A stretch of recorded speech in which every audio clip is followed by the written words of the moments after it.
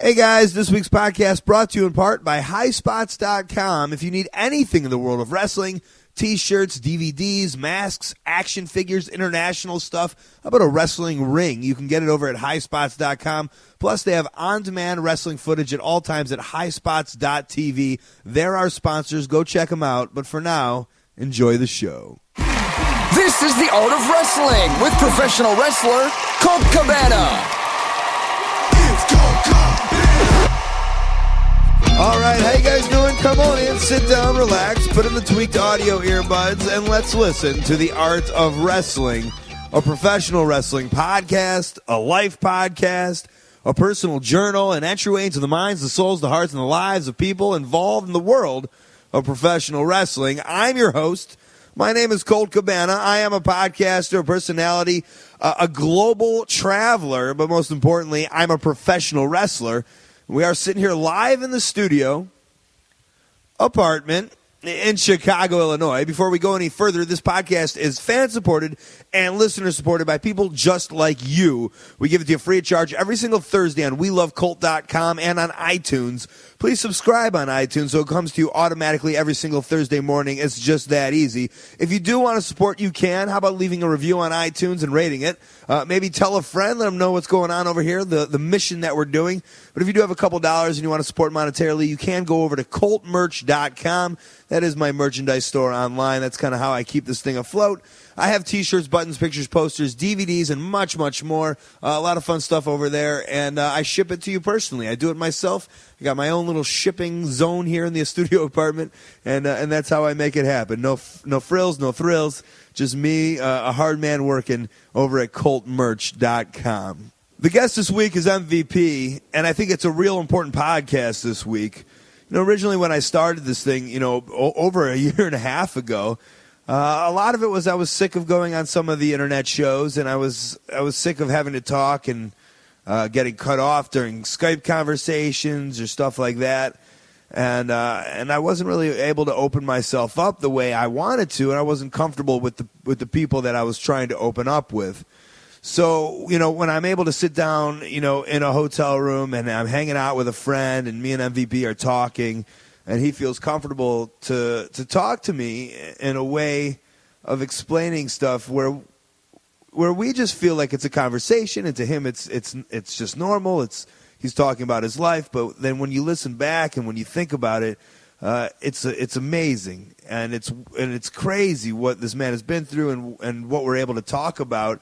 And it's not so much about wrestling, but that's not really the point of the podcast. So the point is that we all have these crazy lives and what we've done, and to get where we are in the world of wrestling and why we're known to you guys, the wrestling fans, or you guys, the fans of people in life.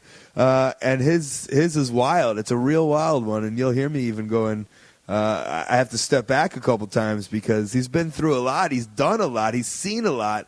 And it's great that he's made his way, his transition into the successful life in the world of professional wrestling, and we're all able to understand what he's gone through. And in saying that, we sit down in a hotel in Manila in the Philippines, which is another story in itself. I'm on a giant... if you think about the people that were on this tour, Billy Gunn, Carlito, Chris Masters, all these guys have been in the lap of luxury. They've been taken care of by the big guys, and they've been on these tours. And I don't know for them if it's nothing, but for me it's unbelievable. I'm 5-star dining and 5-star hotels, and it's not supposed to happen to me, and it probably won't happen again. But in this instance, I find myself in the Philippines, in Manila, amongst good friends. But I'm not the guy that's been taken care of that well throughout my career in terms of the luxuries. It's sleeping in my car or in shitty hotels or at fans' houses. And for this one instance, this week, I get to be flown across the country to ring announce and to host, to do some hosting duties. And the promoter was basically like, he's been a fan and fond of what I've been doing in terms of, not just in the ring, but outside the ring. So it gives me other opportunities. And this opportunity was to fly to Manila, was to get put up in a nice hotel, was to get great meals, was to meet nice people. There was only 4 upgrades for a crew of 16 people. Somehow I found myself in business class with Chris Masters and Carlito. on the flight there, which is just another beautiful thing. And then to see all the other guys back in coach, and it's like, I don't have to worry about giving my seat to The Undertaker or Triple H or any of these guys. You know what? I'm going to sit in first class, and I'm going to hang out, and I'm going to enjoy the fruits of my labor, the luxuries, or maybe the lotto that I won, the Manila Lotto. And I just, it couldn't have been happier. It's called WWFX. Hopefully, you know, more are to come. But for that point, it was a real fun time and a real highlight in my career. And I wasn't even wrestling. It was just the fact that this was able to come to me. And it was nice. Also on these tour, the great things about them is that you make new friends. You meet new people. You know, I liken it to when people Facebook me or Twitter me or message me and say, Colt, I didn't know that this guy was so great. I didn't know Tyson Dukes was so great. I didn't know that Cassandra was such a wonderful person, or Luke Gallows. And it's the same thing for me. I go on this tour, and I couldn't have told you. I didn't know Billy Gunn was this funny and this fun and this fun-loving and this nice. And I didn't know Gene Snitsky was a goofball and a fun dude to hang around with and loved toes that much. I thought that was fake. That's real shit. This guy loves toes and legs. And that makes for a fun trip. It really does. Unfortunately, on the way out of Manila, as we're flying away from the Philippines, there was an earthquake that took a couple lives in the city of Manila. And luckily, we were on the plane as it was happening. When I got home, my mother had called me. She was crying. And I said, Mom, you're so lovable, loving your son, tears of happiness that I get to travel the world and meet new people. But it wasn't necessarily the case, as some tragedy went down there, and my thoughts are with those people. And I don't know if it was luck or I don't know, you know, it's just situational, but I'm glad that I didn't have to be a part of that. But the reality is that people will have to deal with that, and my thoughts are out with them. But luckily, I'm back in America. Things are going great. The Wrestling Road Diaries 2 will be coming to a town near you. Not necessarily, but I do recommend getting in on that. And joining the fun, myself, Luke Gallows, Cliff Compton. They've been talking to me and planning mayhem and madness, which gets me excited. They said it's going to be a much different vibe from the first one. They plan on getting wild and getting crazy, showing how they live on the wrestling road. And I'll be along for the ride. I look forward to it. Got a busy schedule. Everything's happening. The schedule's up on the website. And we're doing it. We're podcasting when we're living life. But first, Song of the Week this week brought to you by ChikaraPro.com. My friends at Chikara are running two great shows that I will be on February 25th and 26th in Reading and New York. Again, fun-loving wrestling action by Chikara. A great, for everybody, all ages, and they put on a wonderful show, and I'm so glad to be a part of their promotion and their organization, and I can't wait to wrestle for them. Song of the Week, of course, MVP is on, so we gotta holla to the world. His first single. We'll play it, and then we'll talk to him right after this. Another day, another dollar as I holler to the world. I love the way I'm living, love the Gucci, love the girls, love the parties and the clubs, love the models and hot tubs, love the German engineering set on deep dish dubs. Another tour around the world, entertaining the fans. I love walking through the airport, taking pictures, shaking hands. Every day from E's and North to crack it open, find the pearl. I love the way I'm living, is what I holler to the world. Wake up in my bed and I'm feeling kinda stuck from this Tempur-Pedic mattress. I don't wanna get up, roll out of bed, plant my feet on the floor. There's a girl wrapped in my sheets, don't know her name anymore. Hit the shower, scrub myself fresh and clean. Get dressed in fresh Adidas and some Preston Diesel jeans. Pull on a white V-neck with a horse and rider. Go back to the girl in my bed and sit beside her. Hey pretty girl, I hate to wake you from your slumber, but it's time to go, so leave your name and number. I walk her to her car and click my gate open. She says, and in her eyes I see she's hoping that she'll get back to this palace that I live in. I'm sure she will, I dig the sex that she was given. Now I'm gonna call you for real, I promise. Another day, another dollar as I holler to the world. I love the way I'm living, love the Gucci, love the girls, love the parties and the clubs, love the models and hot tubs, love the German engineering set on deep dish dubs. Another tour around the world, entertaining the fans. I love walking through the airport, taking pictures, shaking hands. Every day from E's and North to crack it open, find the pearl. I love the way I'm living, is what I holler to. Promotional consideration paid for by the following. Hey guys, each week we bring you the Art of Wrestling podcast absolutely free of charge, and we're able to do that because of our supporters and sponsors, so please take a second, check these guys out. onehourtees.com. Custom t-shirts made to your liking in an hour, a week, or whenever you need them. The only t-shirt company that I use, onehourtees.com. SundayNightStew.com. Hollywood superstar Stu Stone is live and interactive on the internet every single Sunday night at SundayNightStew.com. Wrestle Talk TV. This is the world's fastest growing wrestling chat show. It's done with HD cameras in the finest studios in London, England. I recommend you go over and watch it at youtube.com/WrestleChatTV. And of course, tweakedaudio.com/Colt. The best earbuds, the earbuds that I use, the earbuds that I used on my trip to the Philippines. And just for you guys, my listeners, get over 30% off and free shipping if you go to tweakedaudio.com/Colt. If you want to advertise on the Art of Wrestling podcast, you can. Just send an email over to coltwrestling@gmail.com, subject advertising. Thanks. You guys on the podcast, back on the podcast. MVP, living the good life. Oh man, this is absolutely lovely, man. Yeah? Here in Manila, having a blast. There you go. Let's get into this microphone. Yeah, let's get properly into the microphone. There you go. Now, All of right. course, no fears of microphone yourself. No, actually, the microphone has been my friend. Can we talk about the music? Yeah, absolutely. I want to plug the music. All right, cool. You know what? Song of the week is definitely going to be your song. I've been waiting not to play it. Until I got you on. Sweet. Okay. Or maybe we just talk about rap and hip-hop in itself. Well, how about this? We can talk about whatever you want to talk about. Nothing's off limits. You bring it up and we'll cover it. Well, I just want to converse. I like to converse. I know. Now, recently, I don't want to get you on this long tangent, but you are now in my lineup of top hip hoppers in the world or whatever. Like Tupac is the man, but you don't think so. I'm not a Tupac fan. No. Are you willing to get this?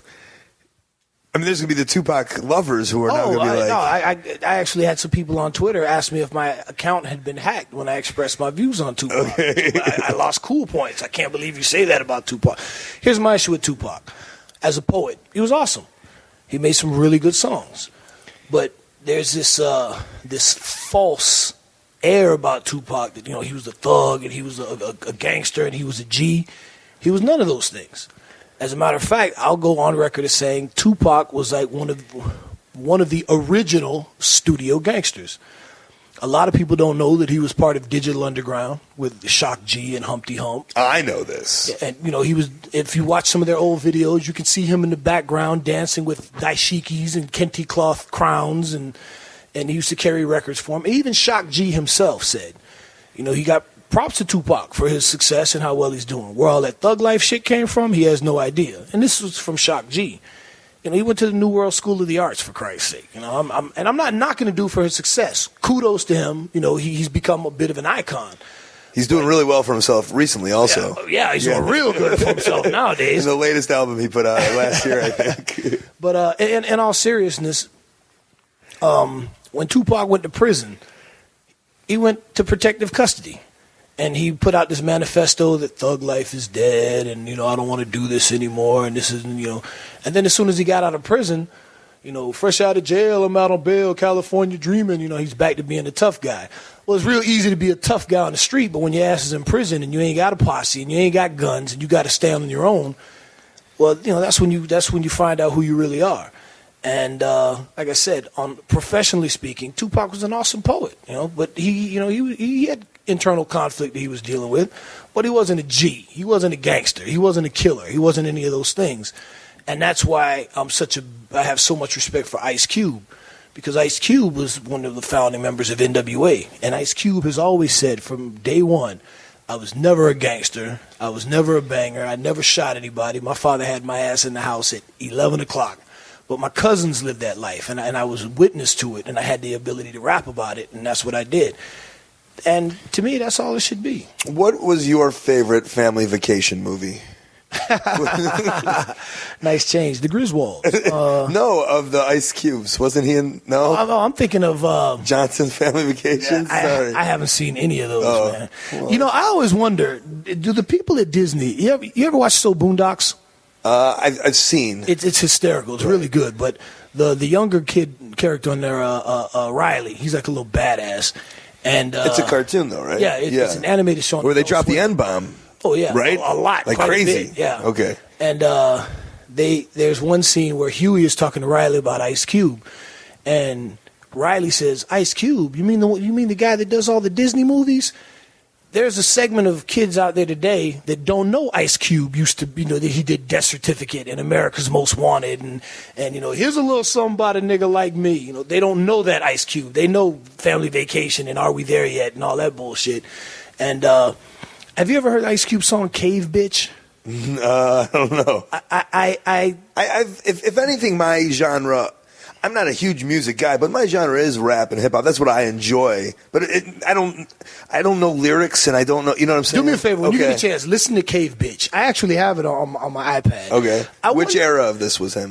Which album was it? Was that America's Most Wanted? I think it might have been America's Most Wanted. I don't remember exactly because when Ice Cube popped off on his solo career, I was locked up myself. But later on, I heard the song Cave Bitch, which is basically a very insulting, degrading song about white women.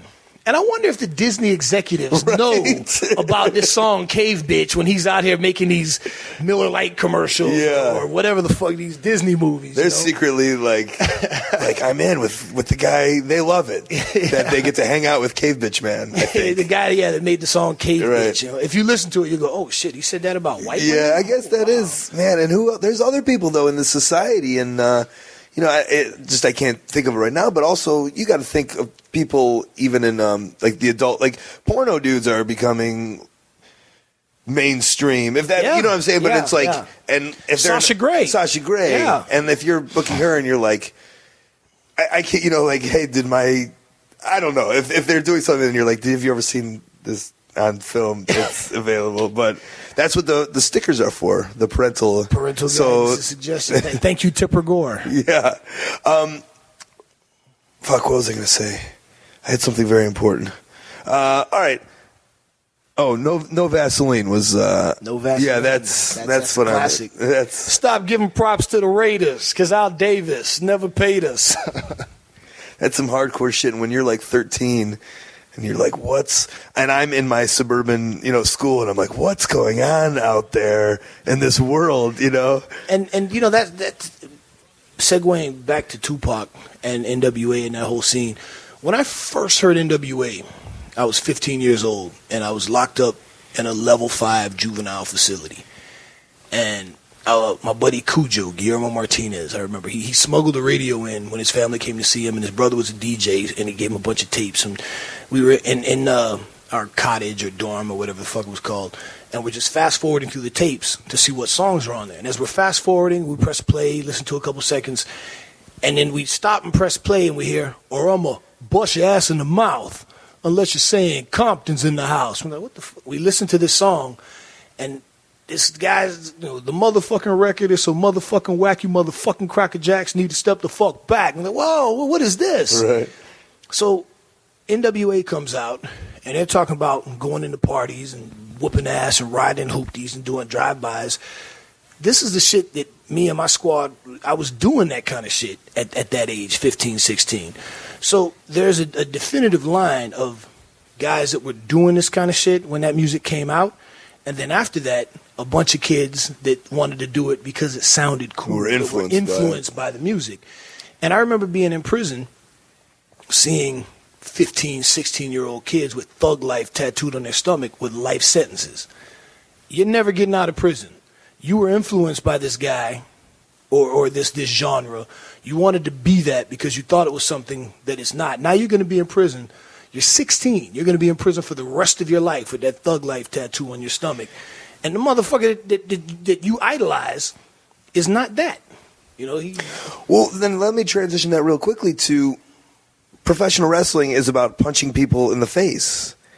And it's like, you hear so much of like people at school doing DX chops and it's like, is that almost the same thing where this, Tupac is speaking the words and people are getting life sentences because they're trying to be influenced with that, and the same structure as people on the playgrounds are punching little kids because they see it on wrestling. I don't have an argument either way, but I mean, I want to argue that it's just pro wrestling, but also you want to argue that it's just music. Well, I think the danger. I mean, you can watch Tom and Jerry, and a little kid can, see Tom get hit in the head with a sledgehammer and go, "Ooh, I'm going to hit my little brother with a sledgehammer." I don't. To me, that's kind of silly. And wrestling, kids on the playground do shit and hurt each other, and if you took wrestling out of it. Kung Fu movies. We used to watch Kung Fu and kick the shit out of each other. Yeah.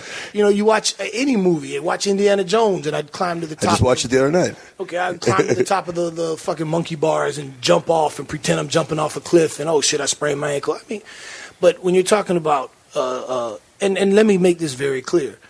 I'm not saying I don't like Tupac's music. I mean, he made some potent songs. Brenda's Got a Baby, Dear Mama. I mean, he's got some really good shit. But, a lot of his G shit, I just think influenced a lot of young minds in the wrong way.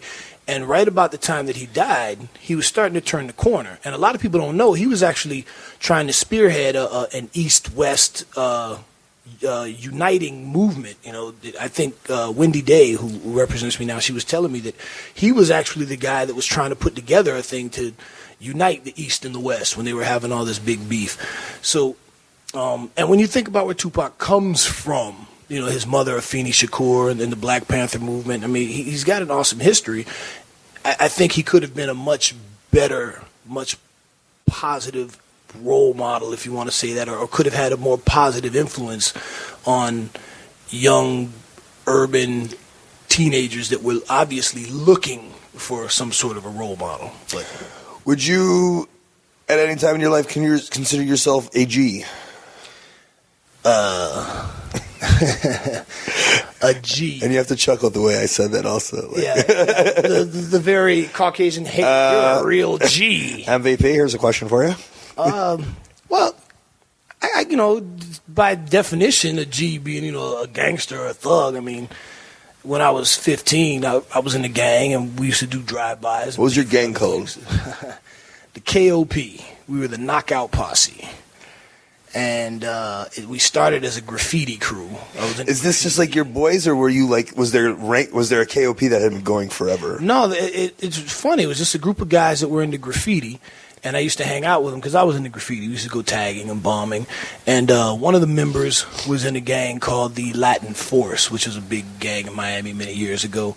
And Latin Force had merged with WILO, which is a Young Latin Organization, and they became WILO Force. And our clique was originally the Kings Only Posse. But because of the gang affiliation, there was beef with the Latin Kings.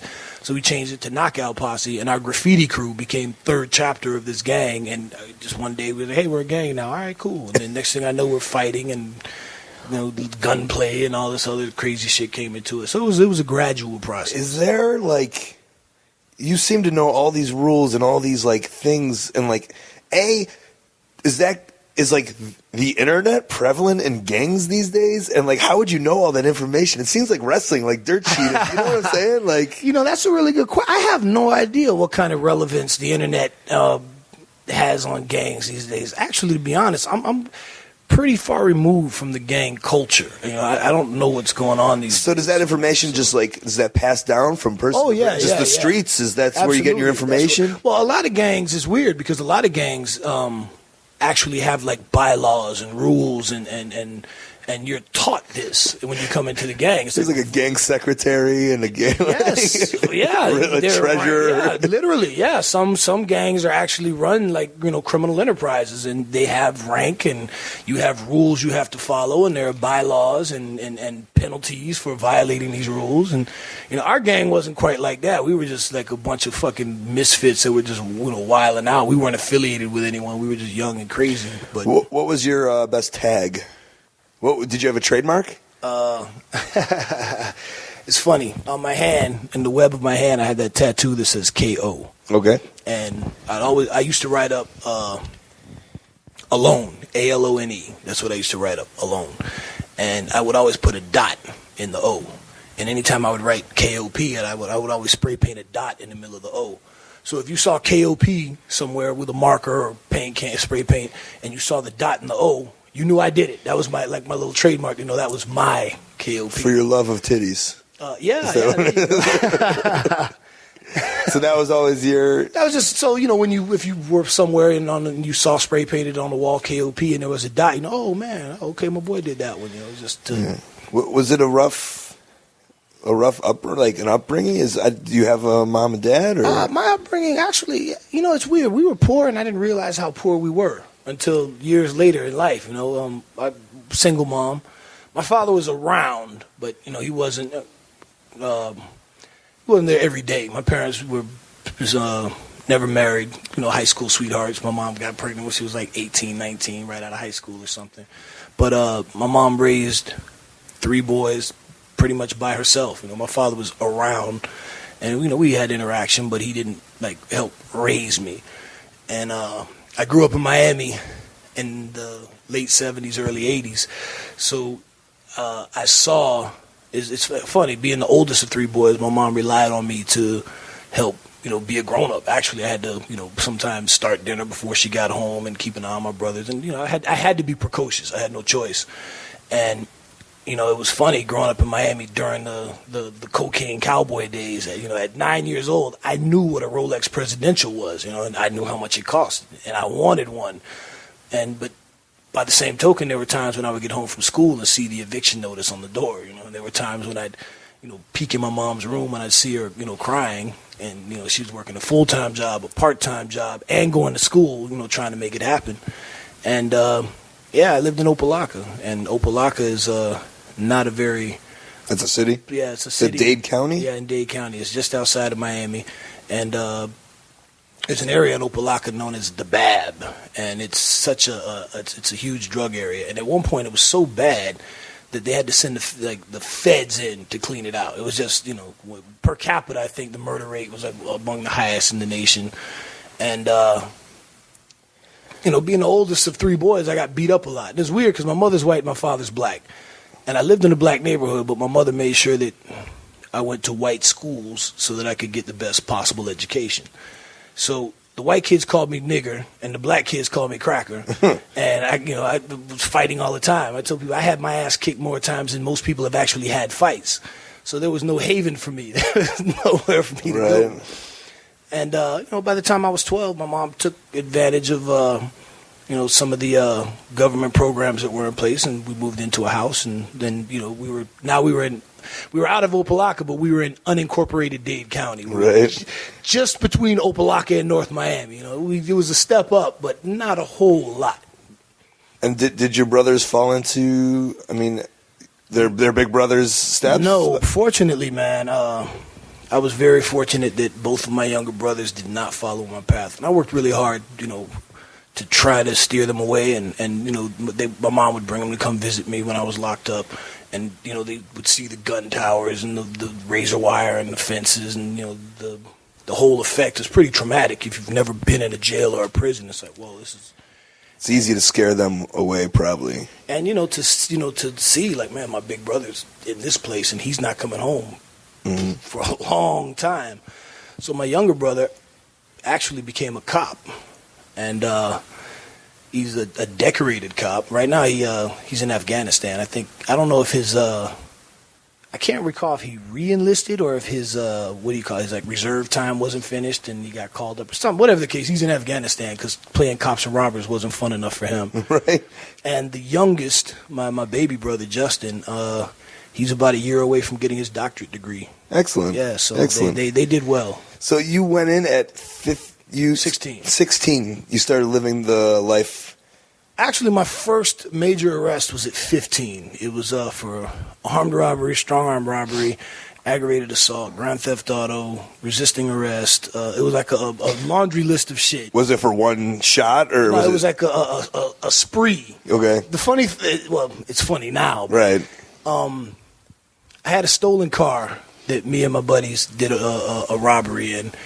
And is this just you were young and like just thought nothing will ever come of it? And it was like doing it for like shits and gigs almost, or was it like for money? You had a major plan going on. I was trying to get paid. Okay. I used to say all the time, the world was my ATM. Right. And the funny thing is, like, my parents raised me right. My dad was actually a cop, and my mom was an accountant. And I knew right from wrong, but I like nice things and I like the money. Rolex and And I always had a job. When I was a little kid in our apartment complex, I used to go around with a shopping cart knocking on people's doors offering to take their trash out for a quarter. So I was always a hustler. And when I was in junior high school, I had a job selling newspapers, and then I got a job at the mall at some grocery store.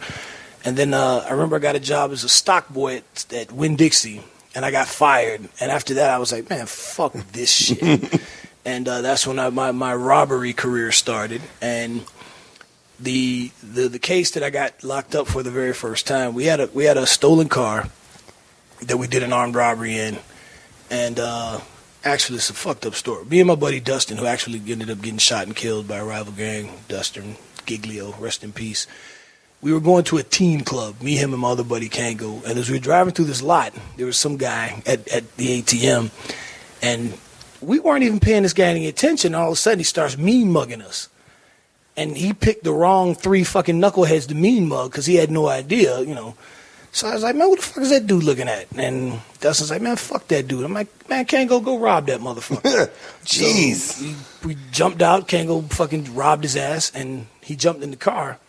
And Kango said he ducked down on his seat, and we heard Kango fire a shot. So Kango said he thought that the guy was going up under his seat to get a pistol. So as we're driving out of the parking lot, the dude chased us.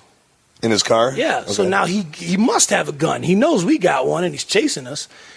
So I got the pistol from Kango. I leaned out the window and just fucking unloaded.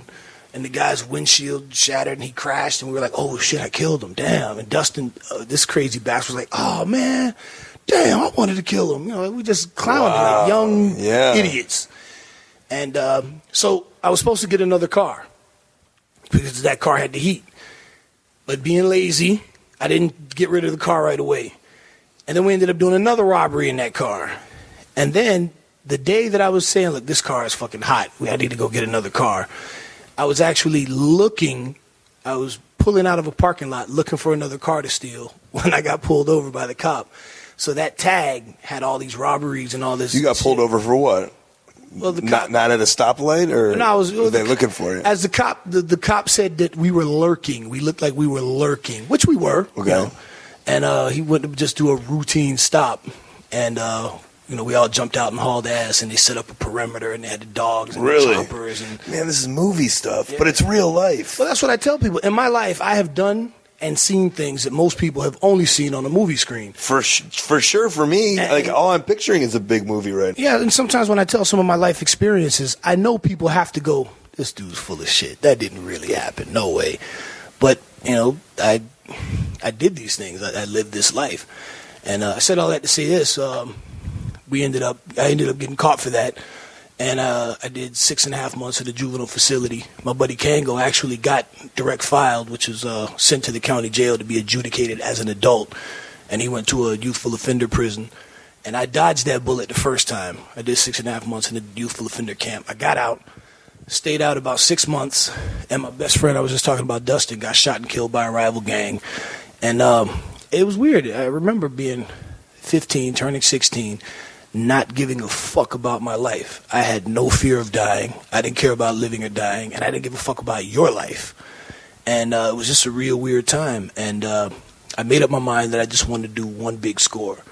I wanted to marry my high school sweetheart. I wanted to go in the Navy and get away. And I knew I needed to change of pace in life because, guys I knew were getting shot and dying. And I had a moment of clarity. So I needed that one big score. And that one big score, I ended up fucking getting sent to prison for. Did you have like a whole Ocean's 11 sit down with guys and a game plan? Yes, absolutely. I'll tell you, we robbed the Discovery cruise ship. And it's one of those like in Fort Lauderdale, which my parents were probably on. By the way, they may have been. That's how circular this works right now.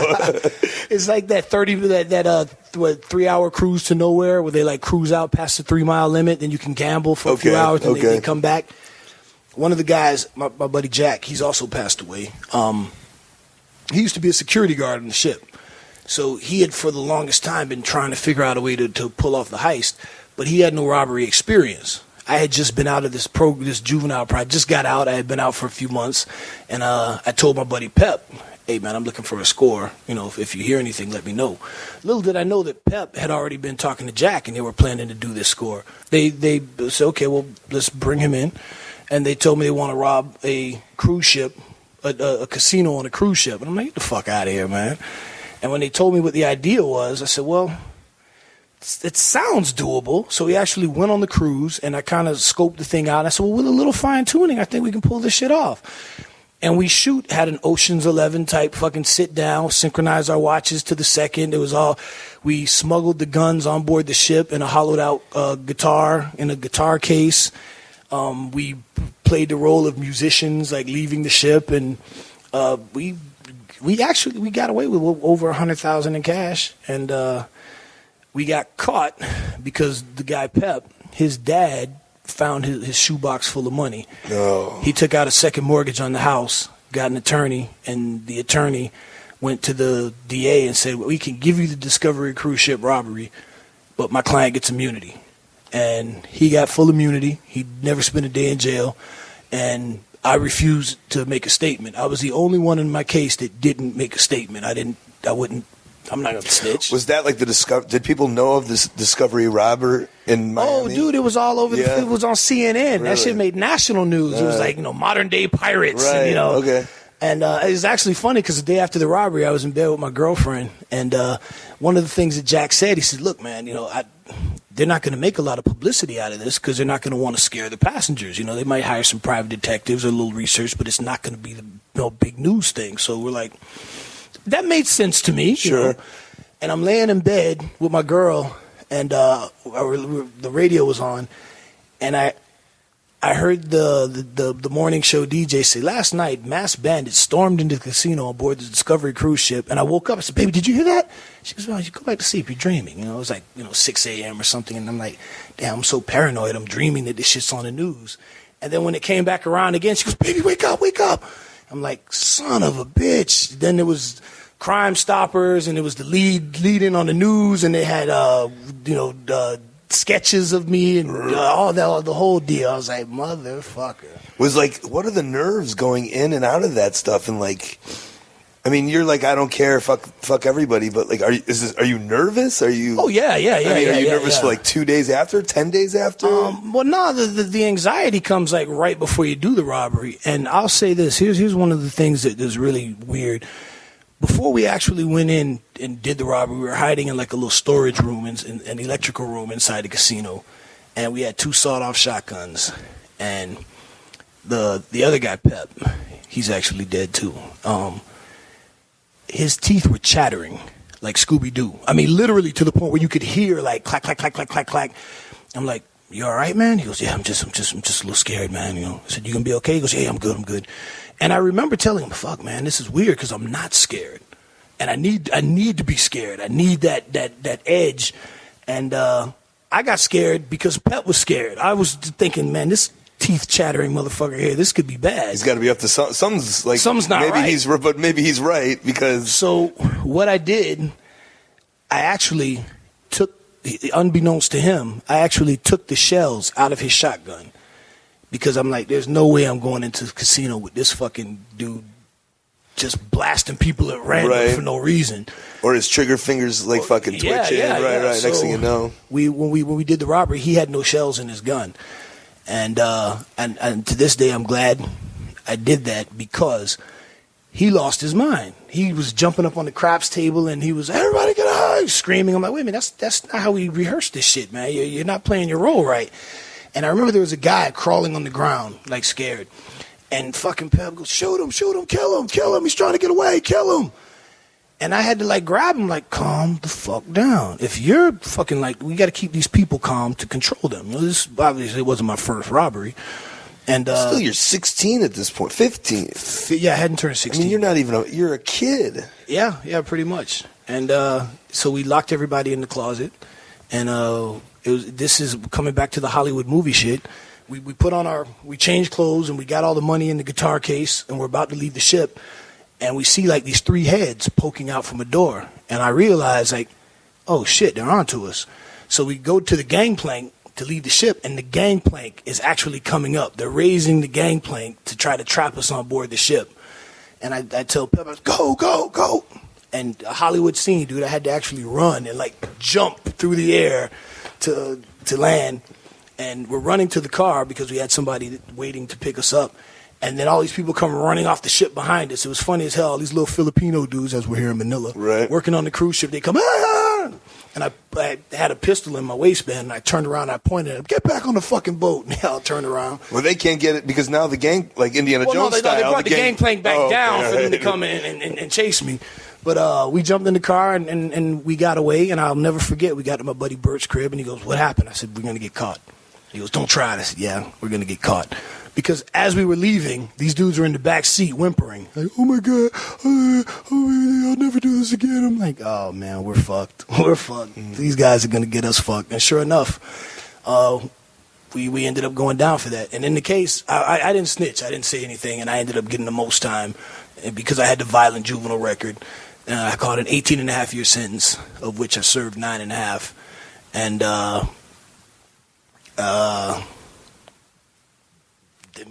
10 years in prison, that's a whole nother story, you know? Yeah, but so obviously, I mean, to sit there and hear that, it's amazing, like crazy. And like I said, picturing this movie and everything, I mean, obviously, it's wild, it's a wild adventure, but it's obviously the wrong thing. Oh, yeah, yes. I don't glamorize it. And now I'm saying, where do you realize, like, back to my movie, because in my mind, all I know of this is movies, and like all I'm thinking of is Hurricane or what, you know, like I don't know, like you know, yeah. And so, like, is there like a wise old black man who is like in prison telling you were doing the wrong thing? Yes. Yeah, there you go. Yes. Right? Dude, hey, when I got to prison, I always say I was lucky because I got a buddy of mine who I'm still in touch with him today, Thomas McCampbell.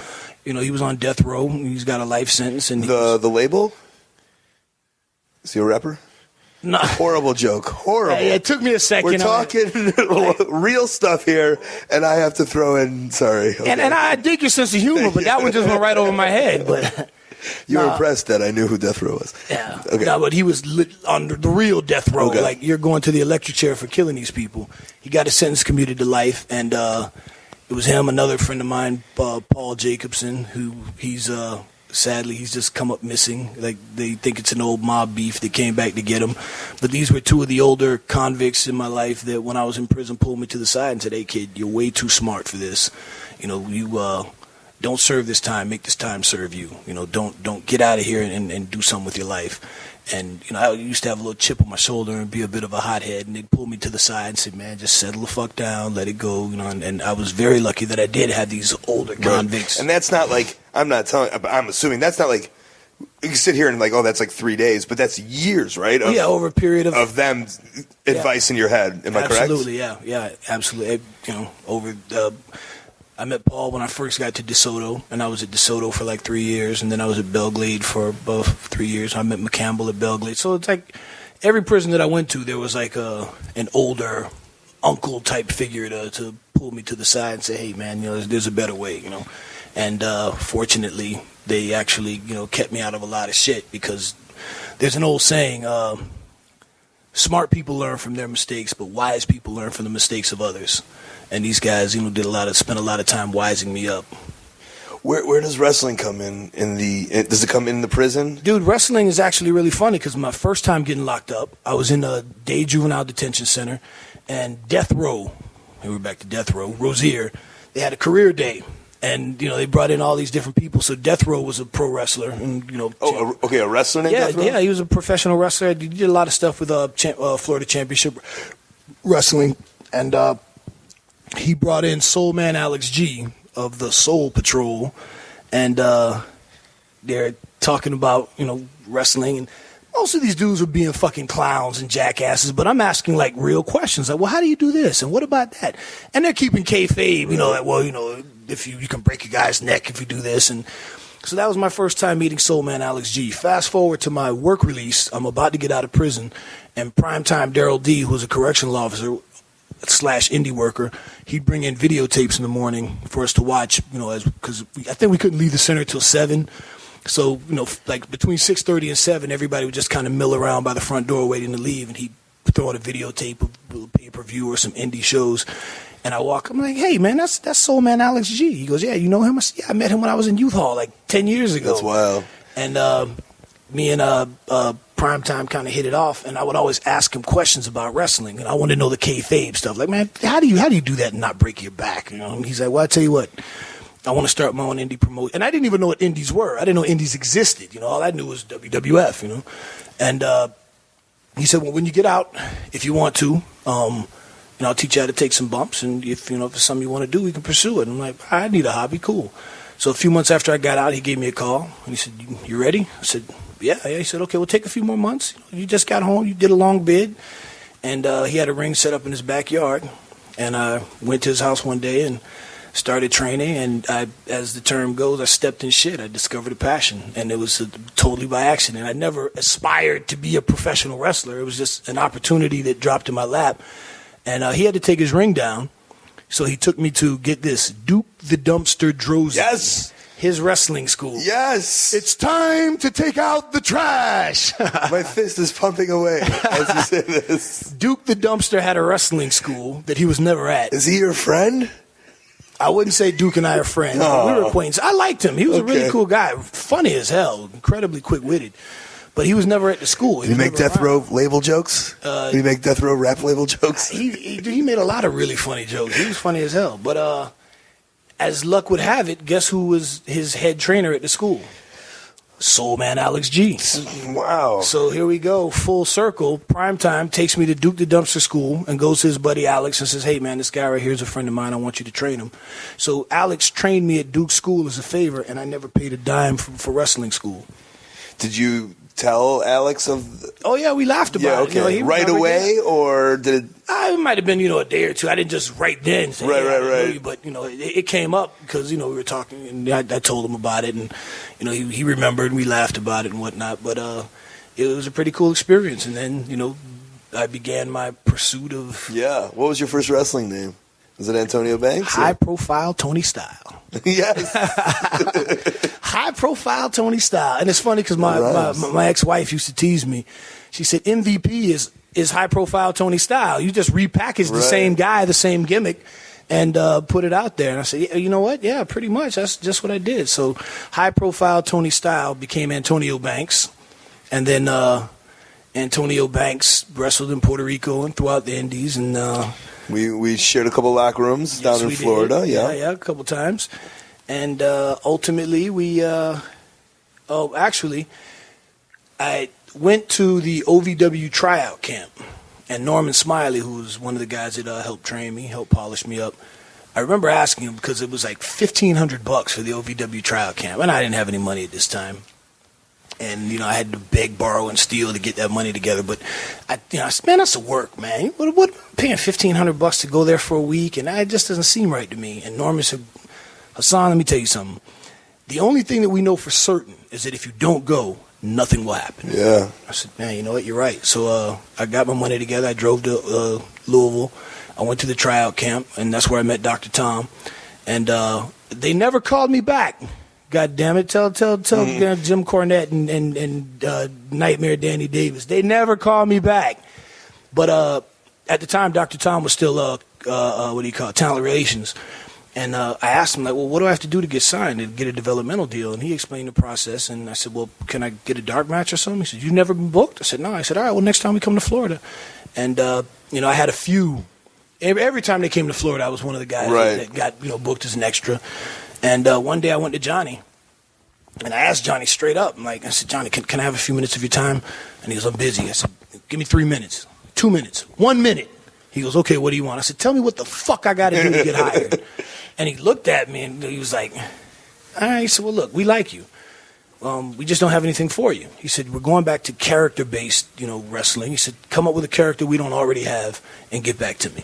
And I felt, man, this motherfucker just blew me off, man. But at the time, I was working on South Beach doing bodyguard work and nightclub security. And I would see these pro athletes that would come in. I met Barry Sanders, Dr. J, Shaq. I mean, legitimate Hall of Famers. When they'd come out to the club, they were so approachable, humble. I stood outside of the living room on South Beach shooting the shit with Barry Sanders for 20 minutes, But then you get these guys. I loved you in Tecmo, sir. I loved your work in Tecmo. You were my favorite Tecmo Bowl, yeah. Now, he's one of my all-time favorite quarterbacks. Of course. For me, the question is, what if Barry Sanders was able to run behind Emmitt Smith's line? Right. I think we would have seen our first 4,000-yard rushing. Right. But anyway. You'd see these dudes. Sorry, I interrupted you. You'd see these other guys besides them. Yeah, and then you'd see these guys that were like, first-round draft picks that haven't done fuck all. They got all this money, and they show up to the club like the world owes them something. And then I'd be like, man, this dude's a fucking prick. Fuck you. And then it dawned on me, like, I don't like this guy. Nobody likes this guy. Wait a minute, this hasn't been done in wrestling. It's a relatively new phenomenon. And anytime you turn on ESPN, there's some athlete that did or said some stupid shit. So, man, there's a wealth of material here. So I had the idea, and I hit up Johnny, and he said, put it on paper. Give me something that I could look at, that I could show creative. And I put together a treatment, and to this day, they still joke about, or they don't joke, they talk about how professional it was, because I'm like, hey, man, I'm trying to get a job. And MVP was born. I created this MVP. treatment that you made, did you sit down with somebody to help you? Or like It was all me. I mean, so you knew I had the idea. the forum and the form of how to do it, yeah. Not really. I just figured, I put it together in chapters and put it together in a way that made the most sense. I put, pictures of me in suits and what MVP was and how he dressed and how he spoke. And I wrote like 20 different vignettes and storylines, and I had it, bounded and, chapters. And with it, I sent a tape that had 2 promos. One was 60 seconds, so I could show them I could hit a cue. And the other one was like 4.5 minutes. I just wanted to show that I could kill time, and they loved it. And they gave that's how MVP was born. They gave me a shot. And now, just to bounce around a little bit because I want to get some wrestling talk in. When you were in developmental, I mean, and you've told me this story, but I've heard like my fear of just like any kind of rocking the boat. I just feared that they'd be like, you're fucking fired. Leave us alone. Stop bugging us. But I mean, there was a point where you just cut a promo on all the writers and were like, right? And just like, hey. And like, I dream, even to this day, I still like dream of being like, fuck you writers, I'm the man. Like, let's go. Let's do this. I want to make you so much money. But you actually legit did that. Am I correct? Yeah. Yeah. I remember when they started doing Shelton. Well, he was coming out with the unbuttoned shirt and the sunglasses, and Jim Ross referred to him as the Terrell Owens of the WWE. I'm like, man, that's my fucking gimmick, man. And that's what I was so terrified to pitch the gimmick to Johnny. I was scared they were going to steal my shit. Of course. But they signed me, so I couldn't understand like why they signed me for this gimmick, and they got me doing the shit at OVW, but they got Shelton on TV calling him the Terrell Owens of Raw. And I called Chris DeJoseph, the writer, and he said, hey, man, no, we got big plans for you. Don't worry. Everything's cool.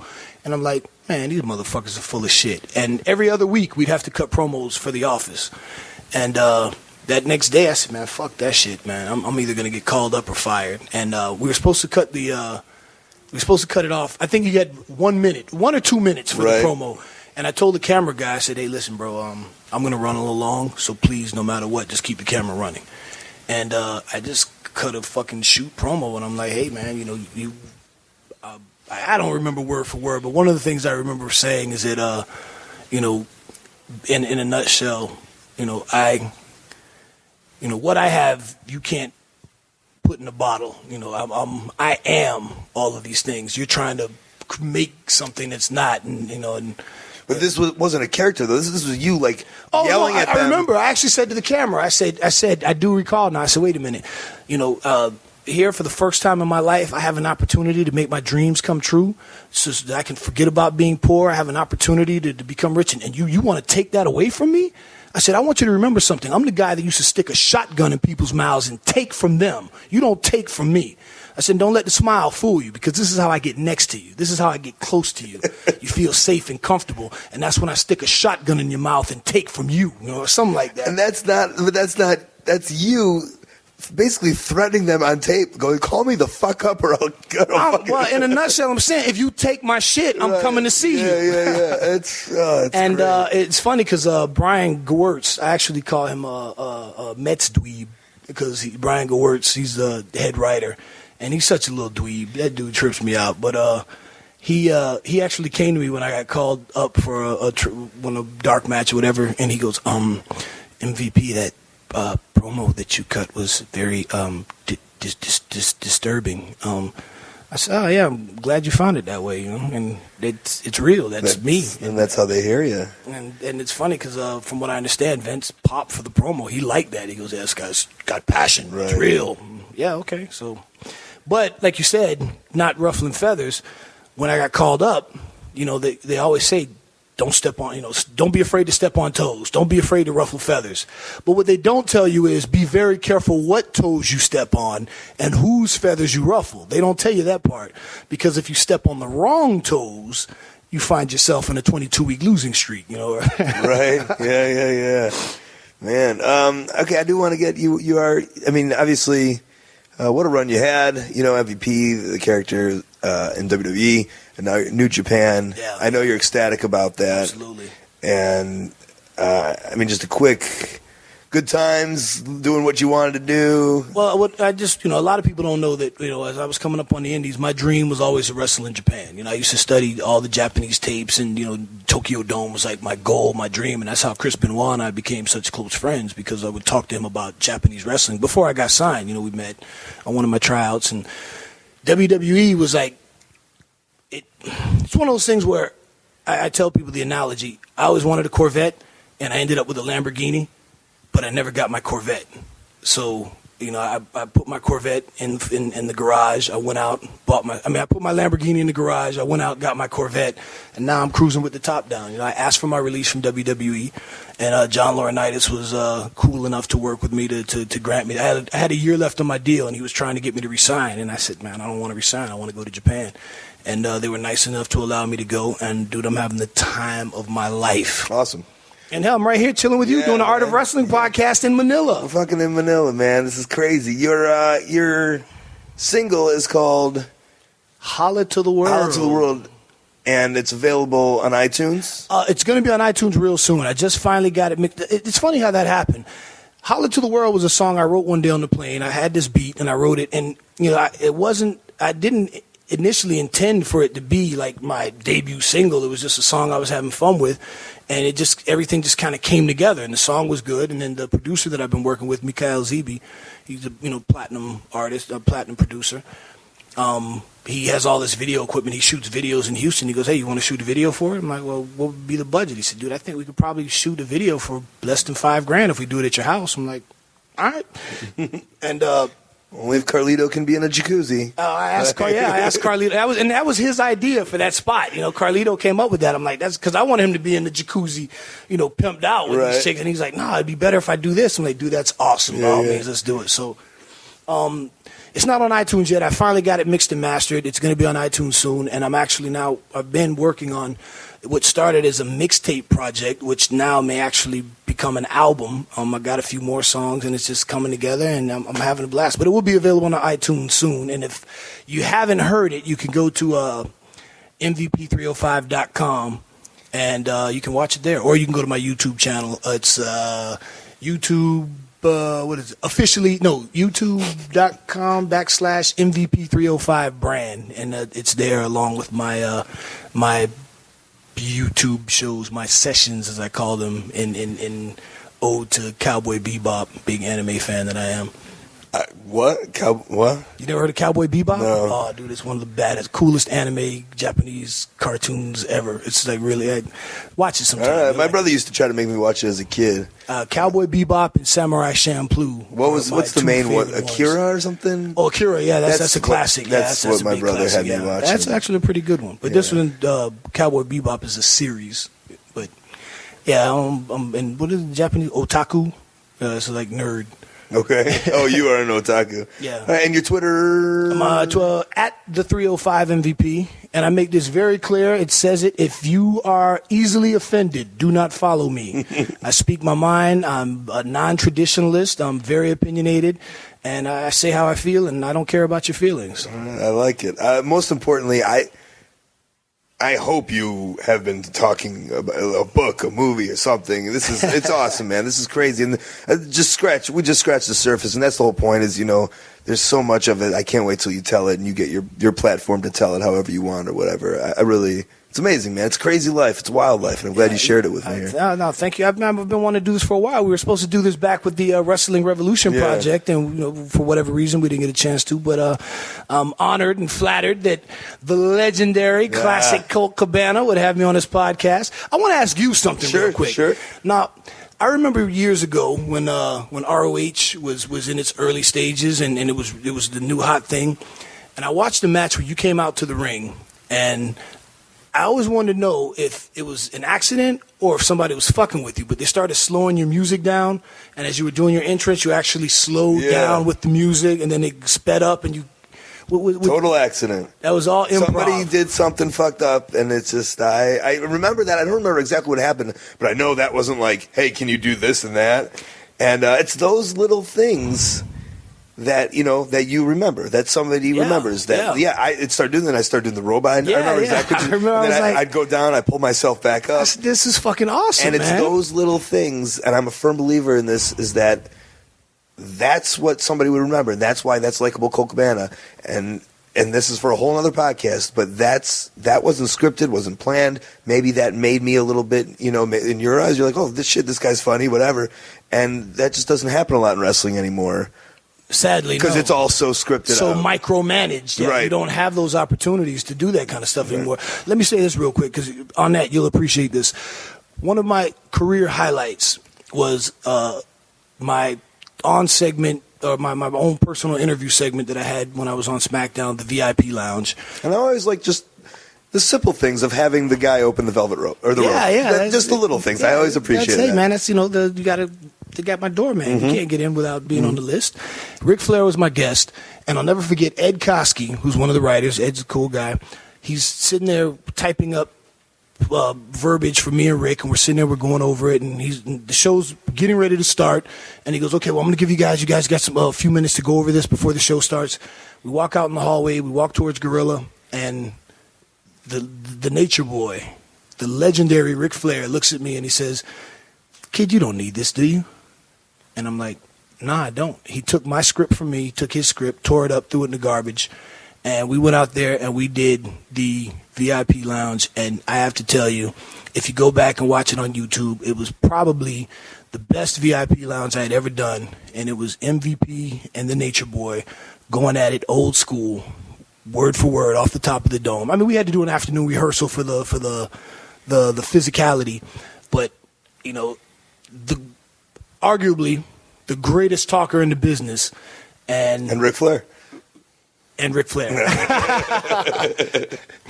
So, yeah, it's those moments where you are able to just go off script and you're not being micromanaged and you can do what you do. And I remember you and I had a conversation once, I think it was at Ken's wedding, and I was talking to you about your style and your personality. And while I thought if you were given the right circumstances, you'd be able to flourish and you'd do so great. But in the WWE universe, as it was at that time, I remember telling you, I don't know if they understand what a Colt Cabana is and how a Colt Cabana works, and you might have to be something that you're not to work in that system. I don't know if you remember us having that conversation. It was in the bathroom. Man. Yeah, as a matter of fact, it was in the bathroom down. And it's sad that, Scotty Goldman stopped by for a cup of coffee, and no one ever got to see, Colt Cabana do what he does, and those moments like that, just that unscripted improvisational, hey, this is what we do. And I think that's what's wrong with the industry today, WWE leading the way. Everything is so incredibly micromanaged. You'll never have the Attitude Era again because Rock and Austin and all those guys, no one was writing their scripts for them word for word. I mean, they had an outline. They went out there and they said what they said and they did it, and it was wonderful. But nowadays, you got all these young guys coming up, many of which didn't pursue wrestling. They were recruited, and everything is micromanaged down to a dime, and they memorize scripts, and afraid to go off script, and are afraid to take a chance to make memorable moments. And that's what you got to do to make a memorable moment. Sometimes you gotta step out of range, get hit by a train, and then you won't be a chicken anymore. I like it. Where's to live by? There he is, MVP. He don't give a fuck. Always good to know about MVP.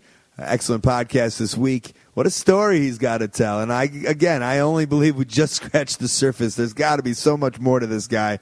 And but it was very intriguing. I appreciate him opening up and letting us in a little bit. So that's it for this week. It's been a good podcast. Before we get out of here, though, let's get into some plugs and upcoming events. All right, the best way you can support, go on over to coltmerch.com. T-shirts, buttons, pictures, posters, and DVDs. If you got a couple bucks and you like the podcast, you can support at coltmerch.com. My Twitter, follow me at Colt Cabana. See who the next guest on The Art of Wrestling is going to be. I usually have a picture up with me and the guest. See what I have to say about the world of wrestling or just in general at Colt Cabana. My email, coltwrestling@gmail.com. You got something important to say to me or you want to book me on your upcoming show, convention, seminar, movie, TV show, you name it, I'll do it. coltwrestling@gmail.com. I have a snail mail. I enjoy getting that. I got a P.O. box. It's on the front page of WeLoveColt.com. Every single Monday night right before wrestling, I have a web series with myself and stand-up comedian Marty DeRosa. You can watch those at creativehasnothingforyou.com. And then I got the Facebook. You should like it, AOW Podcast. We'll talk about each episode or anything you want about the podcast over there on Facebook. Some upcoming events: Sunday, February 12th, Glendale, California, NWAHollywood.com. Tuesday, Wednesday, and Thursday, February 14th, 15th, and 16th, Hollywood, California, LuchaVavoom.com. Come see Mad Classic wrestle. Saturday, February 18th, Hayward, California, up near San Francisco, AllProWrestling.com. Friday, February 24th, Marionette Park, Illinois, AAWrestling.com. Saturday and Sunday, February 25th and 26th in Reading, Pennsylvania, and Long Island, New York. We talked about this a little bit already, but go visit me at ChikaraPro.com. Then we start the Road Diaries, Wrestling Road Diaries 2, Wednesday, February 29th, Olney, Illinois. I'm going to be wrestling for IWA Unlimited. Thursday, March 1st, around Evansville area, SNPW. Still working on those details. Friday, March 2nd, Cleveland, Ohio. My friends over at AIWrestling.com are very excited for Luke Gallows and Mr. 1859. I know that. Saturday, March 3rd, LaSalle, Illinois, DreamWaveWrestling.com. And then Sunday, March 4th, at ChallengerComics.com in Chicago, Illinois. A free podcast and meet and greet to end the movie. Go visit us over there. Then I continue my life. Friday, March 9th, Rahway, New Jersey, ProWrestlingSyndicate.com. And then Saturday and Sunday, March 10th and 11th, I'm heading to Newfoundland, Canada, that area. For more information, LegendCityWrestling.com. That's it, guys. That's the podcast for this week. For Colt Cabana, I'm Colt Cabana. Thanks.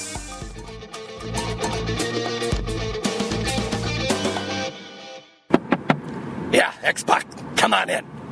Yeah, hey, Vince, I got this idea, right? I'm thinking about, it's a little off the wall, but I want to point directly at my penis and then say, like, suck on my penis. Sean, it has legs. There's something there. You point at your penis and you tell people to blow it. Let me think, blow on my dick. No, maybe suck on my penis. No, it's something short and sweet and right to the point. Suck it. Yeah, there it is. Suck it. And you'll come out and you violently point at your dick. Yeah, and then you say, suck it. Yeah, the kids will love it. We'll put it on T-shirts and they'll wear it in school and kids will just be talking to their teachers and they'll be like, homework. Oh, suck it. And they'll point at the dicks and yeah, it'll be green and black and X's and suck it. There we go. Do it. Okay, who's next? Yeah, I love it. Yeah.